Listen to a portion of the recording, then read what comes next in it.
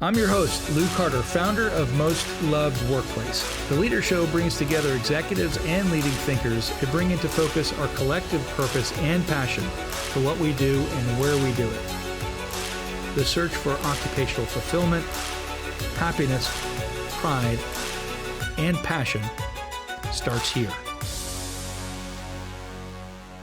Everybody, welcome to LinkedIn Live, Lead with Lou, today with my friend Jake Jacobs. And we're going to have a great show today, talk about his book, Leverage Change, talk a little about organization transformation, all the different processes. We'll go into our own processes and learn really just a lot about what it takes to lead in today's world.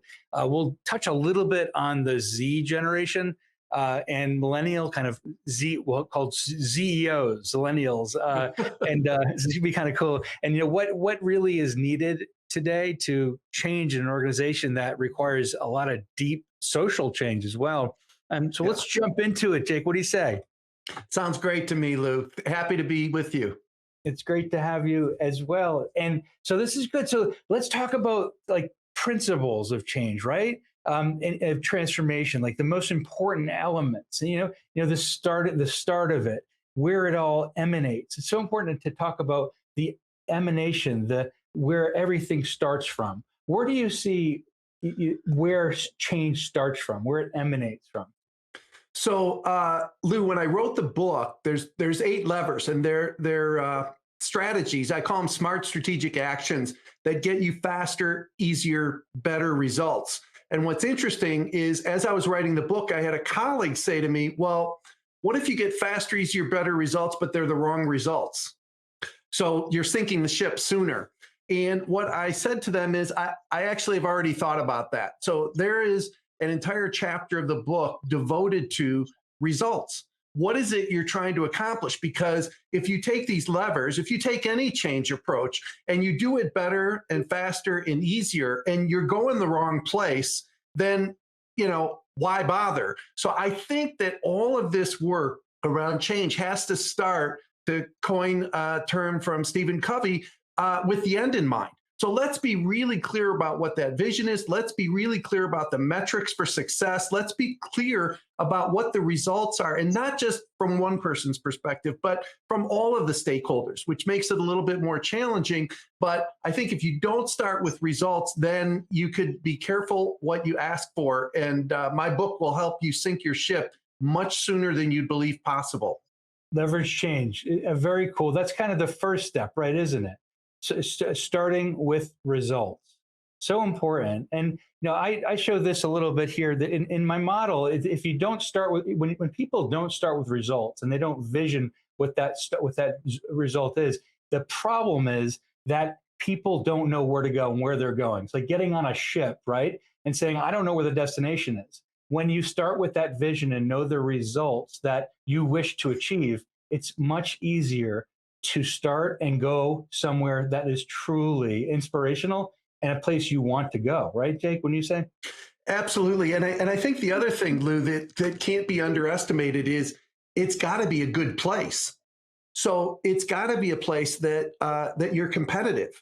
One of the things I talk about in the book is that, doing change well is a great recruiting and retention strategy, because it's the kind of place that people want to belong. They want to join and they want to be part of. So not only do you have to be clear about those results, but they've also got to be good ones for your organization to be successful.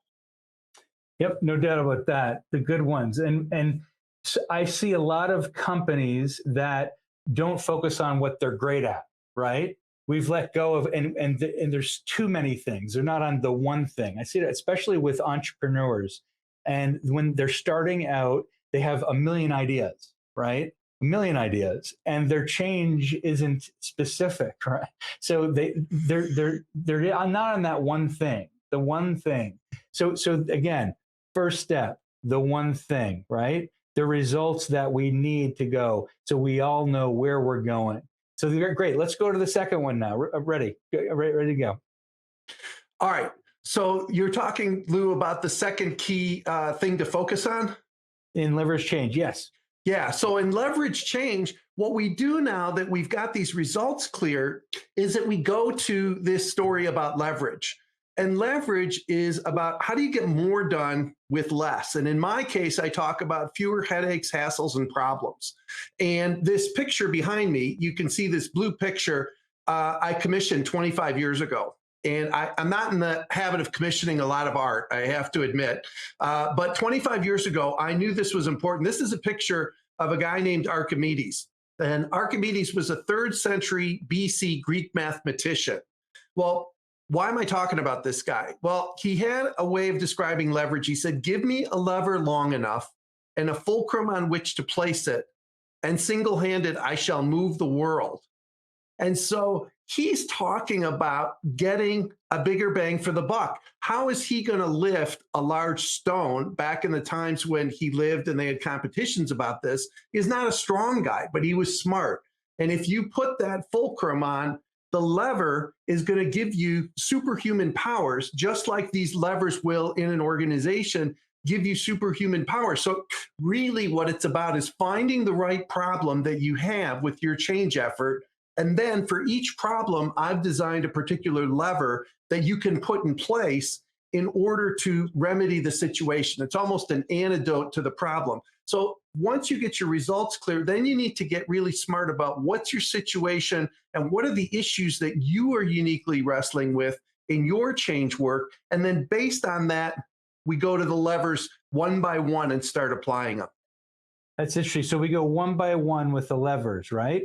So let's talk about that for a second. So we're looking at the situation and what you're wrestling with, right? So that's what brings people together, and then go to the one-on-one with the levers. Let's talk about a lever. Let's talk about one. Great. So one of the things we had chatted about before this is an issue every organization that I've ever worked in has faced, and I would be willing to bet all of your listeners here today have, which is change fatigue, right? Being overwhelmed by the amount of change. And, it's like almost every 10 years, we hear somebody, a futurist, telling us that there's going to be more change in the next 10 years than in the previous 100. And so there's just an onslaught of change, and it exhausts people. I mean, they get anxious about it. They don't have confidence in themselves or the organization to do a good job. They've got a mixed track record at best. I mean, there's all these numbers, but 70% of change efforts falling short is the most common number that I've seen in HBR and other places. So what do we do with this change fatigue? Now, most people would tell you change less, right? But that's a bad answer for the organization. I mean, it might be that, yeah, I have less fatigue, but you also have a less effective organization. So what I say in the book is I take what I call a paradoxical approach, and I give a nod to my friend and colleague, Barry Johnson, who's done this work around polarities.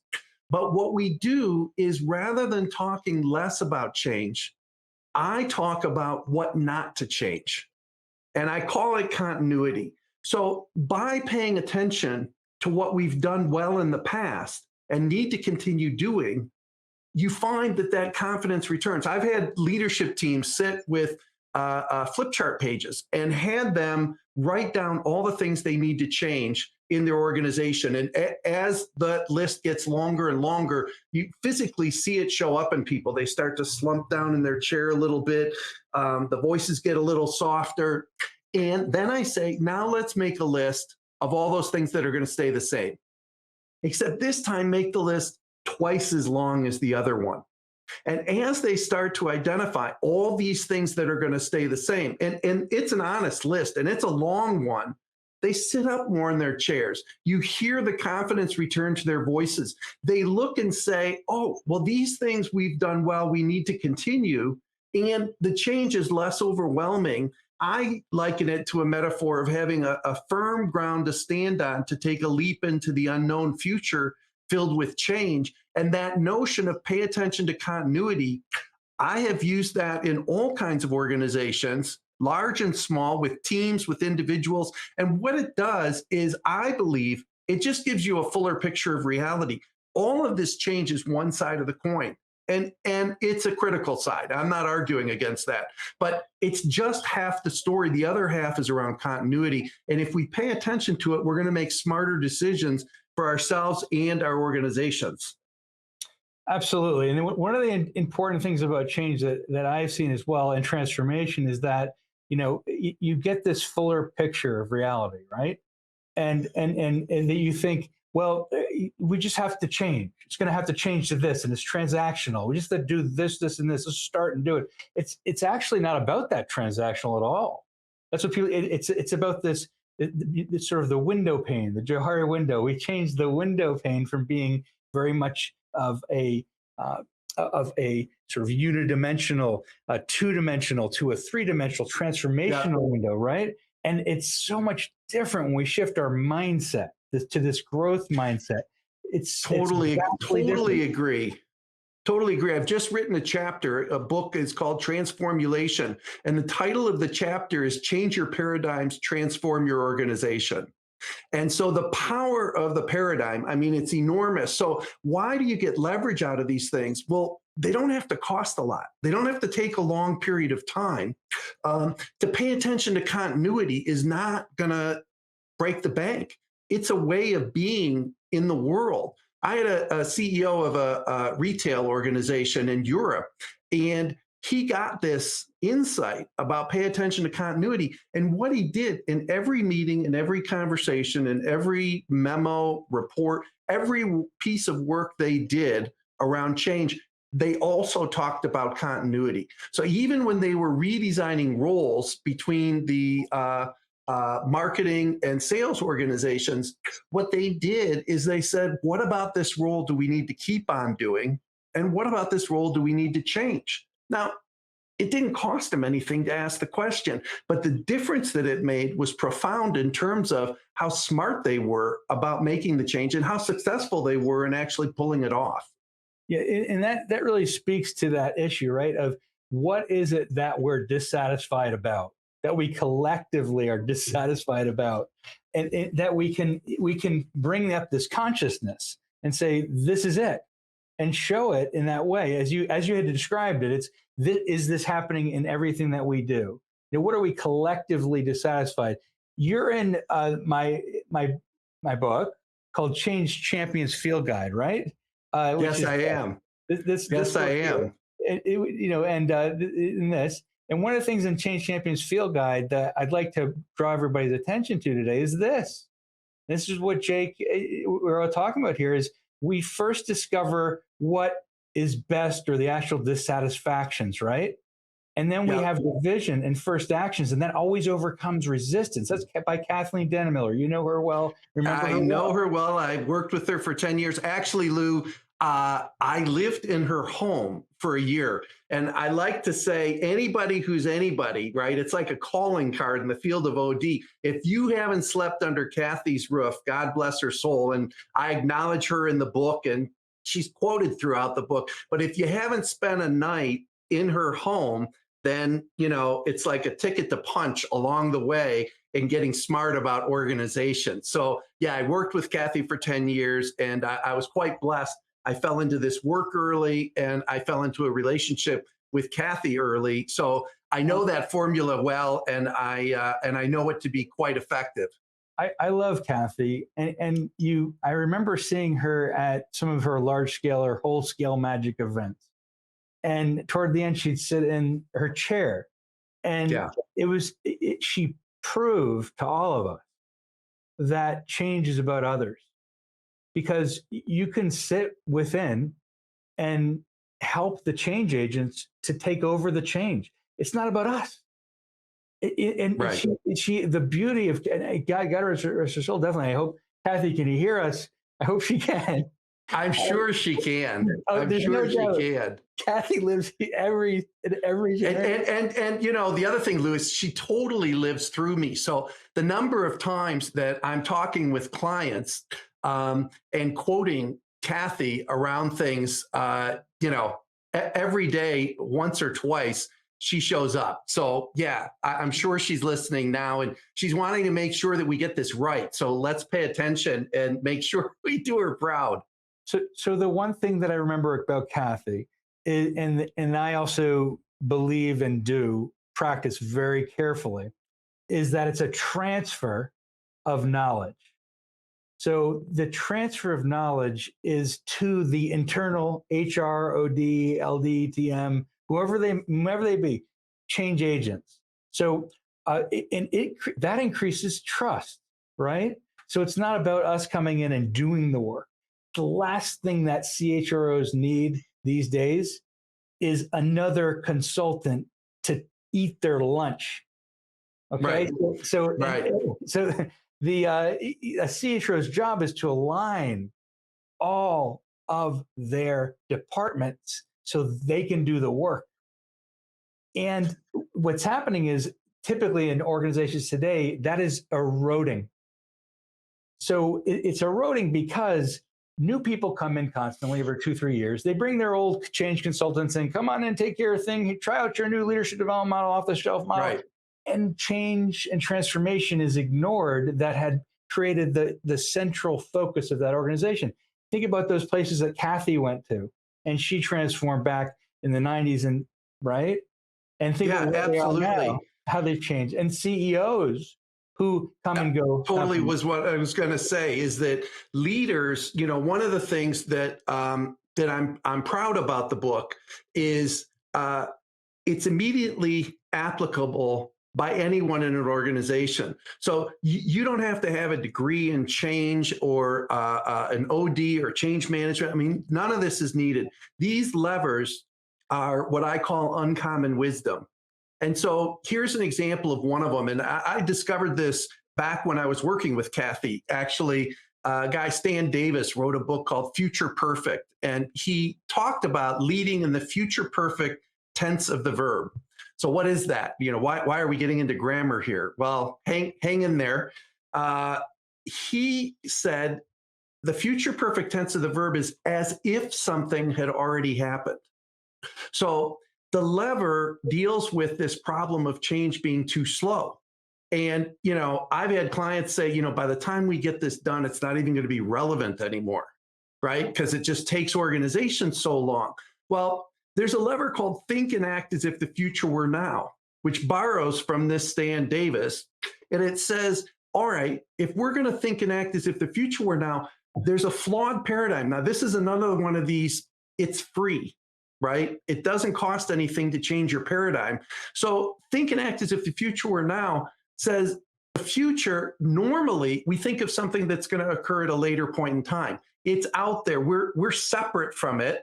It's out there and we're living in the present.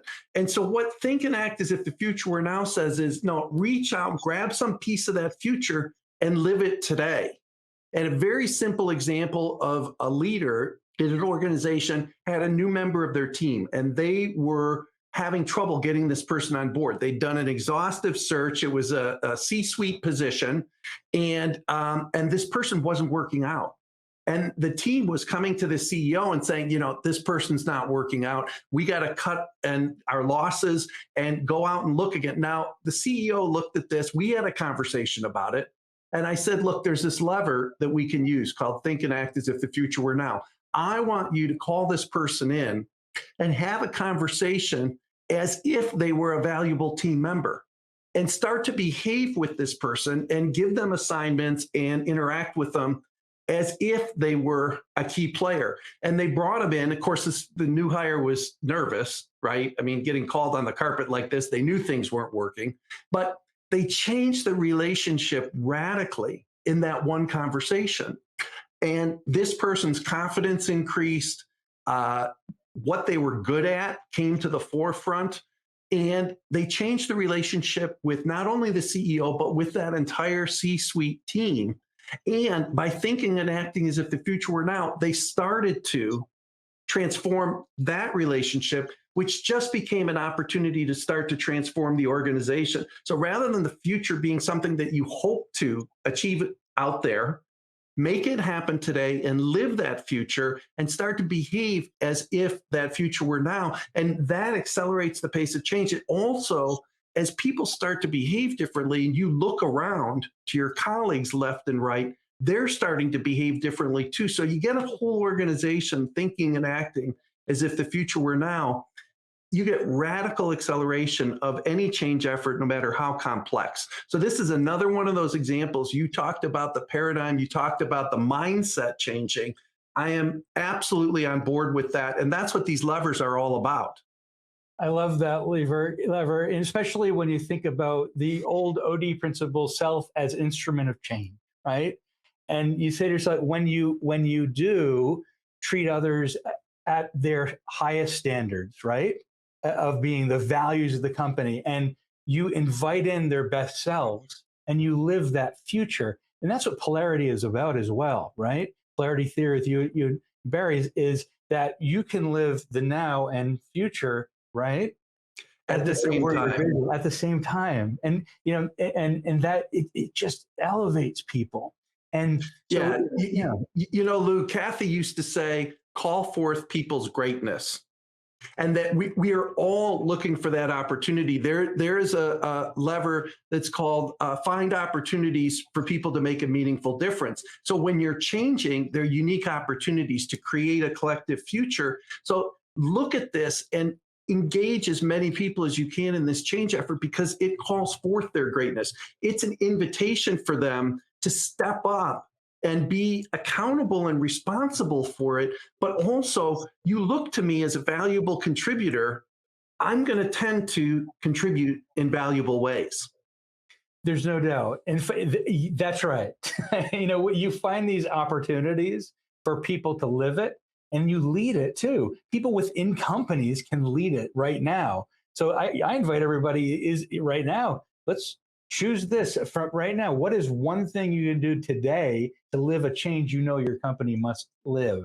Whether it's a way that a customer, way you interact with a customer, patient, the front office, whatever it may be that needs to happen, go ahead and do it, and then treat someone as if they are that person. What would you all want to do for that today? Just one thing today. What's the one thing? We could change the world just with that one thing today, right, Jim? Absolutely. And Lou, I had a client of mine. They're in the virtual reality space. So, some cutting edge technology. And this woman said to me, she went into a senior executive team meeting and she introduced this concept. She just explained what it was. And the next day, the chief technical officer came up to her and had a whole list of things that he needed to get on right away, because he said, if I'm serious about this future being today, I can't wait to make these things happen. I got to make them happen right here and right now. And so that bias for action, people talk about it. Well, what this does is it pulls people along with you in a really positive and productive way. It's exciting to be part of creating the future. And like you said, the listeners can pick one thing and it starts a virtuous cycle. All of a sudden, you start doing that, it becomes easier to do the next thing, and it's contagious. It's the kind, I shouldn't say this with a pandemic, but it's the kind of disease you want to catch, right? It's the kind of disease you want to catch. It is. It's contagious in good ways. Ideas are contagious in good ways, and it can do so much in that moment, right? And when it's designed, it's heard, it's seen, it's practiced. There's something, my friend Jay Conger, I don't know if you know Jay. Sure. Jay from Claremont. And he said to me, Lou, I want you to today, because we were in a session together, I want you to today invite people to do catalytic learning. So I said, what is that? Catalytic learning sounds interesting to me. So he said, well, let's take one thing and make sure they do it within 3 hours of leaving the session. 3 hours. And we absolutely did. So, several left with a new marketing plan, several left with a new sales plan, have different ways of treating customers, all these things that they know they need to do on their list. They start checking it off. I did this, I did this. And the people who don't do catalytic learning, right, lose out. They lose out. Yeah, no, it's totally available. And again, I go back to these levers and I say, you can make your future happen faster and more sustainably by pulling these things out. And so if you want to think and act as if the future were now, nobody is in your way. The only thing that's in your way is your paradigm about what's possible. And like I said in this chapter, it's like change your paradigm, transform your organization. It just takes a moment to make a different decision, like Jay was talking about with those people, and you shock yourself with what's possible because, well, you haven't seen things that way before. So as soon as you change that paradigm, the other thing is once you see things through that lens, you can never not see them that way again, which is a gift that keeps on giving. It's like those people didn't just benefit that afternoon when they were with you. That paid dividends long into the future, I'm sure. And that's why it's important to keep checking up, checking and checking up, because without that checkup, right, you run the risk of saying, well, we're just going to let it go. We're going to let it go into the sunset. We're going to sunset it. We're going to parking lot it. It's not going to happen. And we're going to slow roll or think, well, maybe we can do that in the future. There's too many obstacles to that. And so, obstacles, barriers, slow rolling, enemies of change. No, absolutely. And I mean, what you remind me of, one of the things I talked about in the book was rapid prototyping. And I learned about this, well, I mean, a lot of years ago. I don't want to tell you how many, but a lot of years ago when I was working with Kathy, we were working at Ford, and rapid prototyping is like a sailboat that's tacking very quickly. So you never get too far off course. And as you rapid prototype, one of the things that Barry said is, if you can make mistakes faster than your competition and use those as learning opportunities, that and is really important. Use those as learning opportunities. What you can do is you leave your competition in the dust because you become a learning organization, but you become a rapid prototyping learning organization. And so this notion, like you're saying, it's like if you're slogging through mud on the way to the finish line, you don't get credit for finishing the race when you're in last place. So I totally agree with you. And this simple notion of tacking the sailboat back and forth ensures that you get the shortest distance between 2 points. You never come in last that way, right? You No. keep moving, you keep moving. And tacking is I think tacking is a perfect metaphor because, it enables you to say, it allows you to say, I'm moving forward, right? And, we're not coming about completely at 180, we're tacking. We're going to the side. It increases speed, right? And it increases our focus, our desire for that end destination. And we see it. Maybe we can't see it completely now. Maybe the horizon is in the way, and that's okay, right? It's out there because we see it on the map, and we're able to say we know where we're going. We know where we're going, and these are the steps we need to take to get there. And let's take them. Let's stop this whole part of staying in the galleys. There's just there's so much you can do by staying in the galley and reading a book on Kierkegaard. And here's the story for me on this tacking is a lot of times who tells you, right, that it's time to tack? And often it's what get called troublemakers in organizations. These are the people who see the world differently. And if you ignore them, I think you do it at your peril, because my version of troublemaker, and we wrote this in this other book behind me called You Don't Have to Do It Alone, is we said troublemaking is in the eye of the beholder. And so one of the things I talk about are 4 magic words in this book. And the 4 magic words are, could you say more? And what they do is they're an invitation to people in the organization to step up and contribute. It's not like they have to push against the resistance or they get seen as somebody who's getting in the way of progress.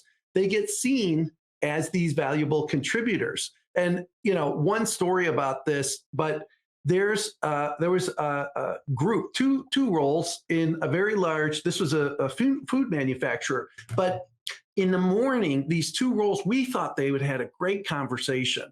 And the leaders agreed on this. We had a design team, right? One of these planning teams that maps out the agenda and helps us think through things. One of the things I learned from Kathy. So at lunch, we were there. Everybody thought that we were right on schedule, except one person. And she's like, I don't believe people are being honest with each other. Now, it would have been easy to just dismiss her. I mean, everybody was feeling good except for her. And, what's wrong with her? Why isn't she with the program? Obviously, she caused trouble the whole time we were trying to plan this thing. But we said, could you say more? And she started to go through examples at her table that led her to this conclusion. We came back after lunch and we said to the group, we said, all right, we want to make sure that we are being the smartest we can about how to accelerate change in this relationship. So we didn't talk about her issue, but we said, what is one thing that you can do that's going to make a difference this afternoon? Like you were saying with Jay Conger, it's immediately, what can we do differently this afternoon that's going to accelerate change in this relationship? 2/3 of these table groups of 8 came back with the exact same answer. We could tell each other the truth. I mean, she nailed it right on the head. And people were, BSing each other. And so we said to him, we said, well, what do you want to do about that in the afternoon? Again, like you said, it's got to be their choice, not me. I can't force them to do anything. And they said, we'll speak the truth. We'll have the difficult conversations.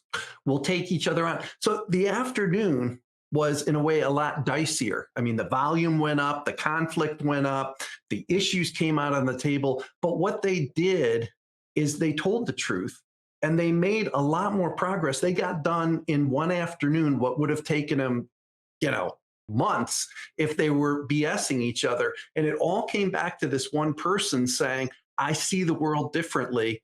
And us not getting carried away with our success, saying, okay, tell us more. And the tell us more issue, it's so important, isn't it? Tell us more. It's tell us more truth. Tell us more truth. Truth telling, our own truths, others' truths. Share with us the truth. Truth hurts sometimes. Truth causes conflict. Sometimes conflict causes even more hurt. That's okay, as long as we get to truth.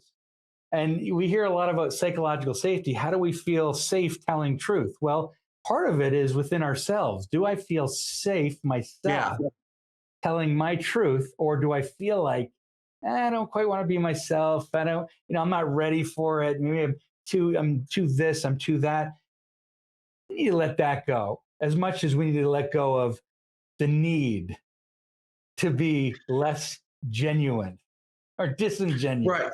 Right. And sometimes I think we do it for ourselves because we're protecting ourselves. And sometimes people do it for the other guy, right? Or the other woman, to be able to say, no, I'm going to protect them. And I joke with clients, I say it all depends on your childhood, whether you're protecting yourself or whether you're protecting the other person. But in both cases, what you're doing is you're saying, we're not going to pay attention to reality. Like, I have a piece of a jigsaw puzzle that can help this situation, but I'm going to hold it back. I'm going to keep a secret from everybody else. And I do these videos on LinkedIn, these 2-minute Jake on Change videos. And one of them is, if you have a secret, share it. And how, when we were small children, we usually didn't get affirmed by our parents for keeping secrets. And so the thing is that if you know something, then it's your responsibility to tell somebody. And if you don't know something, it's your responsibility to go ask. Because at the end of the day, and this was one of the things that Kathy used to talk about too, is if it is to be, it's up to me.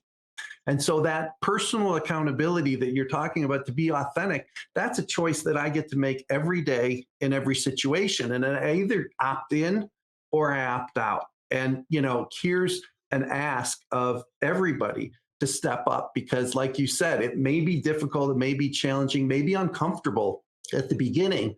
And yet, boy, do you get a better answer at the end. And that starts to feed itself in a virtuous cycle too. And you create a truth-telling organization that's a formidable opponent for your competition to deal with out in the marketplace.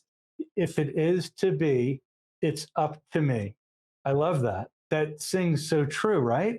Because we can talk all we want, right? People could talk all they want about change and what they think it is important, but if it is to be, it's up to me.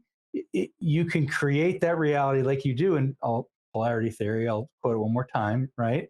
is that you can create that reality and look back at yourself too. You kind of look at this polarity in a metaphysical way, right? So I look 20 years ahead and I say, Lou, that's okay you did that, or Lou, change that because you could have made that up to be. There's an interesting story I want to tell you. This is kind of over a beer story. I'll say it anyway. It's kind of interesting, okay? To me, about if it's meant to be, it's up to me. On deck to drum for the Allman Brothers, 18 years old, Hartford Civic Center. The nephew was next to me. I had my drumsticks in my hands, ready to go. Last song. Guess who went up in that stage? The nephew of the Allman Brothers. Guess who had to go home? Me. Now, here's the interesting part. It's up to me if it's meant to be. So back then when I was 18, I didn't use these enough. If we have to fight our way to make our reality a good reality, positive reality of the future, and we're going to give the world something great, because I would have given the world something great with drumming. I'm sure you would have. Absolutely. It's never too late, Lou. It's never too late. Well, these guys are still touring, right? You can get there. All right, sorry, I interrupted you. Kathy now. Kathy's probably jamming with some of them. I'm sure. So that's what it reminds me of, though. It reminds me of looking back to my 18-year-old self and thinking about that opportunity and how things may have changed dramatically for me. And knowing that what the 18-year-old self was like, right? And, forgiving yourself, letting it go, and remembering that, hey, look, next time you're up with the Allman Brothers, don't let that nephew get on stage. No, absolutely. Let that nephew get on stage. Carpe diem, seize the day. Absolutely. Well, Jake Jacobs, it's so good to see you again. Author of Leverage Change. How can we get your book, Jake? Sure. So, any bookseller, whether you go to Amazon or you go to indie publishing, you can go to my website. You can get it at jakejacobsconsulting.com. One of the other things, Lou, that I offer up to folks who are out there listening is if you go to that website, jakejacobsconsulting.com, one of the things that I've got is an ebook that I wrote. It's called 27 Ways to Achieve Faster, Easier, Better Results Immediately. So what I did is I took each of these levers, there's 8 of them in the book, and I gave three or four ideas for each lever that are immediate things that you can go do that are going to get you faster, easier, better results. So for example, one of the things you can do is if you want things to happen faster, then go out and find somebody who's resisting the change and say to them, could you tell me more? Right? So just we know who these people are, right? And rather than them having to get hot under the collar and nervous that, they're getting put on the spot, you go with an invitation and you say, I really want to understand what it is that is an issue for you about this because I want to care for it. And together with that person, figure out how to care for it. Don't leave it up to that person and don't take full responsibility yourself, but it's a self and other polarity. It's like as a team, figure out what to do. So that's one example. There are, 26 other ones in that booklet that people can go and test it and say, is this stuff for real? Well, I invite you to go find that ebook and put it into practice. And if you're interested after that, then the book, you can get it at the bookstores, you can get it online, and whether you go to the big behemoth at Amazon or you go to a local indie publisher, it doesn't matter because they'll both have it. And this is great. These are practical. Here he is, jakejacobsconsulting.com. It's on the screen. Practical methods of leveraging change that you can use. You can actually use. You could try today. And how important is that? I've got some here too. Scott just put up. I've got some tools and methods and models about how to create your leadership philosophy, leadership styles, and your culture as well with Most Loved Workplace. And for today, though, Scott, it's about Jake Jacobs Consulting and leverage change. So important, so important. and cool things I'm going to check out now. In addition to reading your book, I'm going to go check them out because I know that these are really powerful.